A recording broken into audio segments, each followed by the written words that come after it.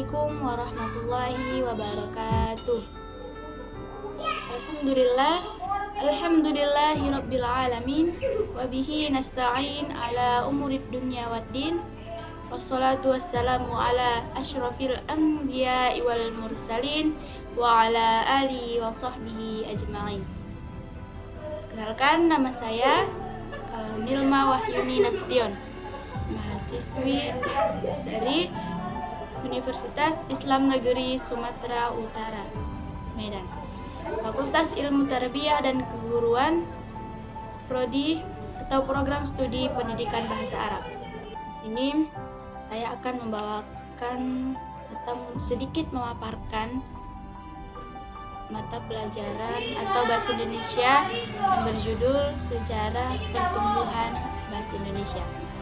Nah, tentu kita dalam bahasa Indonesia tentu saja sekarang sudah tidak asing di lingkungan kita, karena dalam pembelajaran kita di dunia pendidikan, di dunia persekolahan, mulai dari SD atau MIN, Tsanawiyah atau SMP, Aliyah atau SMA, pastinya tidak terlepas dari yang namanya pelajaran bahasa Indonesia. Nah, di sini karena banyaknya pertanyaan-pertanyaan yang muncul tentang sekitar atau seputar tentang bahasa Indonesia, maka saya mengambil atau memutuskan memilih judul Sejarah Pertumbuhan Bahasa Indonesia ini. Walaupun bahasa Indonesia itu sudah tidak asing lagi di kehidupan kita atau di lingkungan kita, namun tidak banyak atau mungkin ada beberapa dari sekelompok orang atau beberapa orang yang belum mengetahui dari mana sih asal-usul bahasa Indonesia itu. Bahasa Indonesia itu lahirnya dari bahasa mana sih? Mungkin muncul tentang pertanyaan-pertanyaan tentang sejarah pertumbuhan bahasa Indonesia ini. Nah, di kesempatan kali ini saya akan memberikan penjelasan sesuai dengan yang saya ketahui seputar pertumbuhan bahasa Indonesia. Nah, faktornya itu ada 3. Yang pertama, faktor yang menyebabkan bahasa menjadi bahasa atau bahasa Indonesia, yang pertama adalah bahasa Melayu sebagai lingua franca. Kenapa dikatakan lingua franca? Karena bahasa Melayu ini sudah ada semenjak bahasa Indonesia disahkan dan menjadi bahasa perdagangan di zaman Sriwijaya. Nah, di masa perdagangan ini orang-orang dari berbagai daerahnya masing-masing berdatangan ke pusat perdagangan. Nah, di dalam mereka itu yang berbeda-beda bahasa, memiliki beda-beda bahasa yang berbeda. Nah, dan menggunakan bahasa Melayu. Dan disinilah bahasa Melayu dikatakan sebagai lingua franca. Lingua franca sebagai bahasa yang digunakan dalam aktivitas sehari-hari dan cepat menyebar di kalangan nasional. Adapun faktor yang kedua yang menyebabkan bahasa Melayu menjadi bahasa asal-usul lahirnya bahasa Indonesia, yaitu karena bahasa Melayu mempunyai sistem susunan bahasa yang sederhana atau disebut dengan bahasa yang praktis. Kenapa dikatakan dia praktis? Karena perbandingannya antara bahasa Jawa dengan bahasa Melayu. Penggunaan kata bahasa sapaan dalam bahasa Jawa tentunya dari orang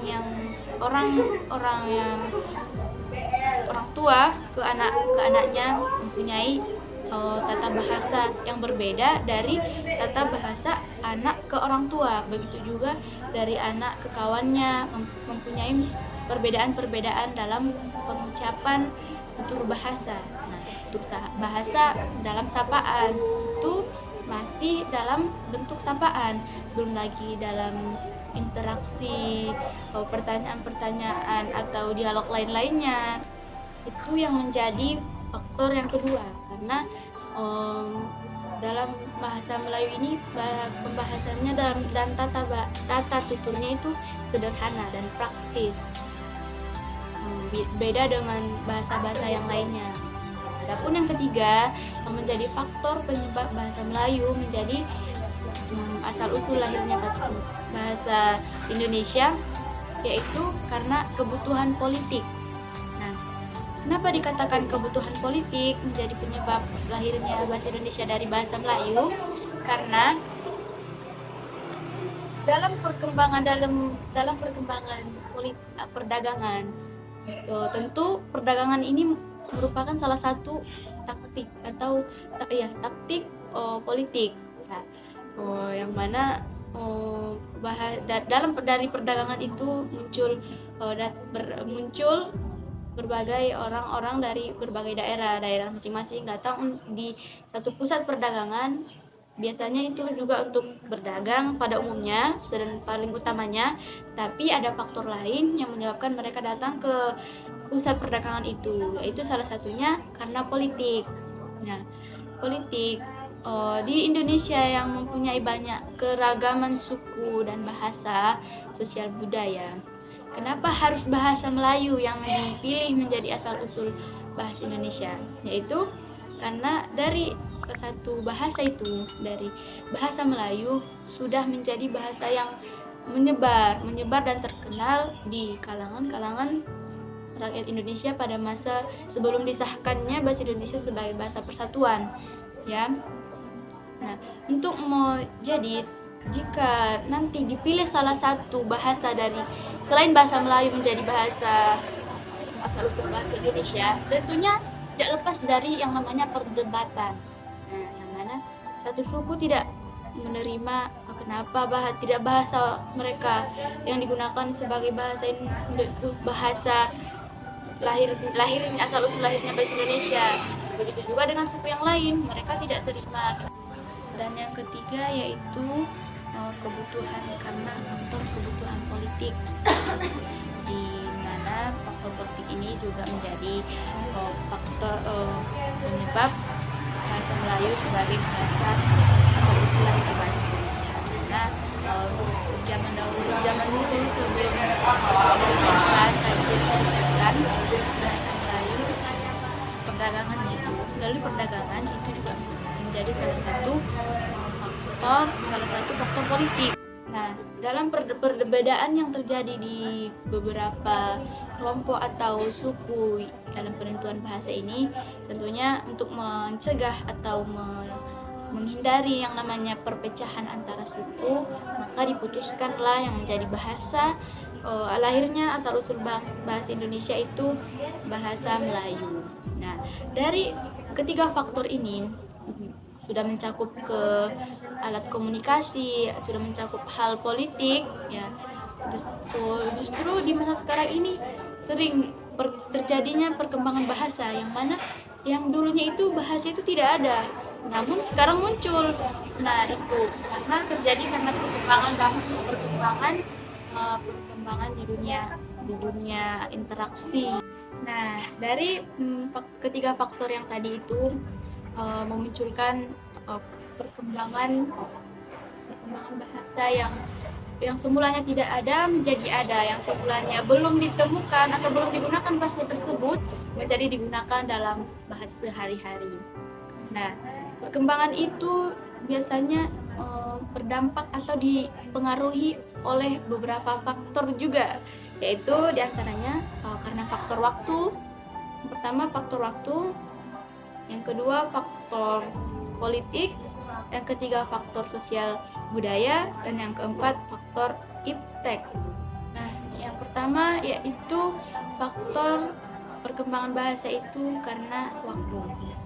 Jadi dalam faktor waktu ini dibagi juga menjadi tiga fase yang menjadi masa-masa perkembangan bahasa, yaitu yang pertama, fase pertama masa prakolonial ya, dan yang kedua fase yang kedua masa kolonial, dan fase yang ketiga masa pergerakan.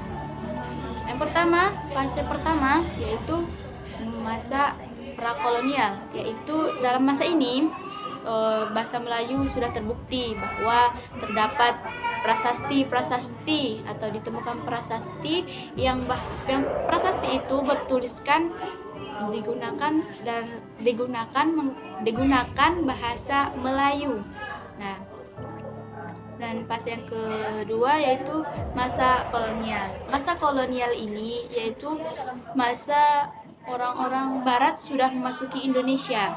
Dan mereka pertama mengenal bahasa yang digunakan di Indonesia ini yaitu bahasa Melayu.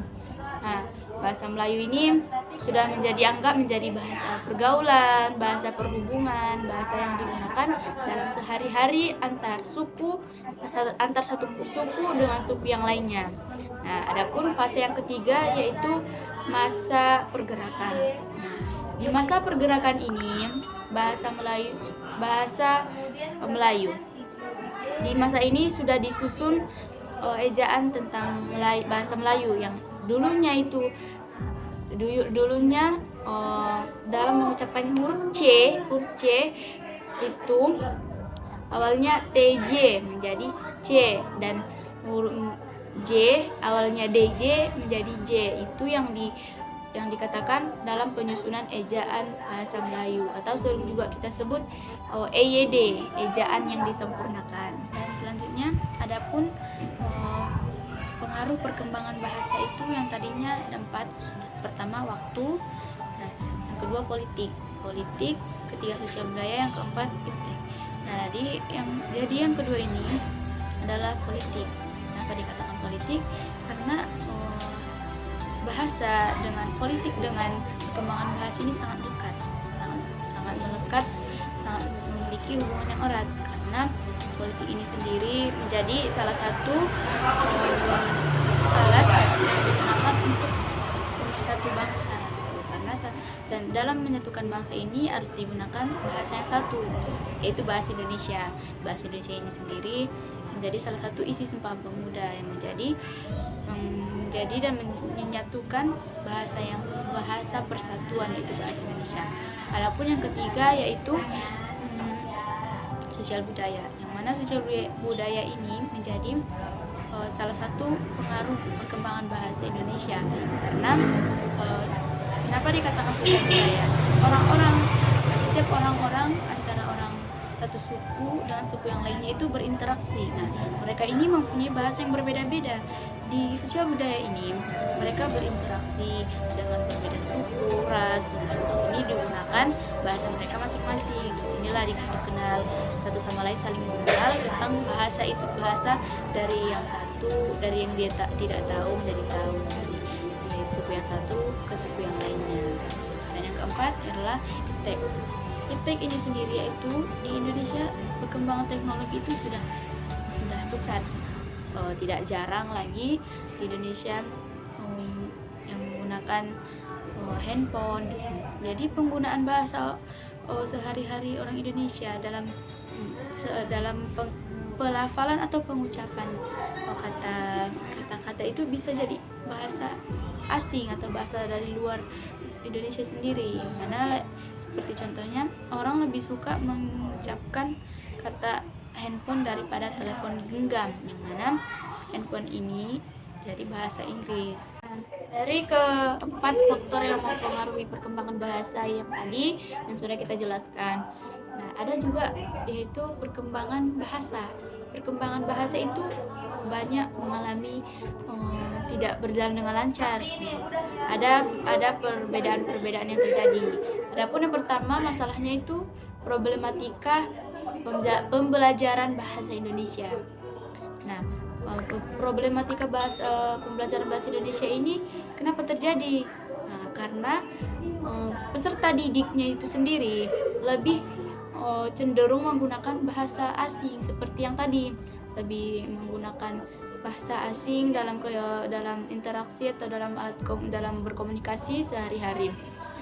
Mereka itu justru lebih membanggakan bahasa asing atau bahasa daerah mereka sendiri daripada bahasa Indonesia. Makanya terjadi problematika dalam pembelajaran bahasa Indonesia. Adapun perkembangan di antara perkembangannya yaitu ragam-ragam bahasa. Ragam-ragam bahasa ini terbagi menjadi empat. Yang pertama, ragam bahasa berdasarkan cara komunikasi. Yang kedua, ragam bahasa berdasarkan cara pandang penutur. Yang ketiga, ragam bahasa berdasarkan cara pembicara. Dan yang keempat, ragam bahasa berdasarkan media.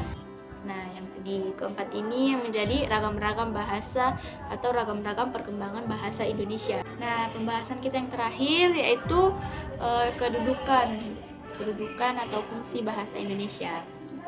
Adapun kedudukan bahasa Indonesia itu, yang pertama, sebenarnya banyak kedudukan bahasa Indonesia ini, tapi ada beberapa yang paling utama, yaitu yang pertama, kedudukannya sebagai identitas nasional. Nah, dan yang kedua, sebagai alat komunikasi.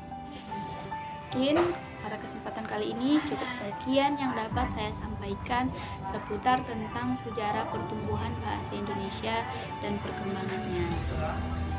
Saya Nirma Wahyuni Nasution. Sekian dari saya akhiri dengan lafaz alhamdulillah dan wassalamualaikum warahmatullahi wabarakatuh.